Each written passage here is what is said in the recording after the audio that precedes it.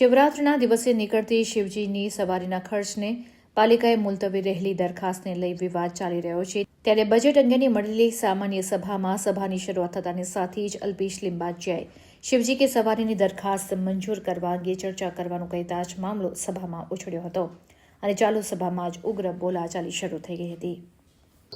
ગમ્યું ના ગમ્યું એમનો વિષય હશે, પણ મેં મારા અંતરાત્માનો અવાજ રજૂ કર્યો છે। જ્યારે શિવજી કી સવારી પવિત્ર શિવરાત્રિના દિવસે વડોદરા શહેરમાં શિવજી પરિવાર સાથે વડોદરા શહેરની જનતાને આશીર્વાદ આપવા માટે આવવાના છે। મુખ્યમંત્રી શ્રી ગયા વર્ષે આવીને કાર્યક્રમમાં શોભા વધારી હોય અને વડોદરા શહેરની સ્ટેન્ડિંગ કમિટીમાં આવી દરખાસ્ત મુલતવી થાય કેટલી દુઃખદ બાબત છે।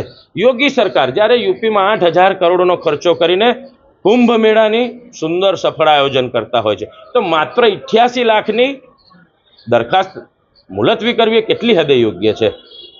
જ્યારે સત્યમ શિવમ સુંદરમ ટ્રસ્ટના પ્રણેતા આદરણીય ધારાસભ્ય શ્રી યોગેશ કાકાએ 2013થી કોર્પોરેશનને સોંપ્યું હોય અને એમાં બી વિવાદ કરવો કેટલી હદે યોગ્ય છે।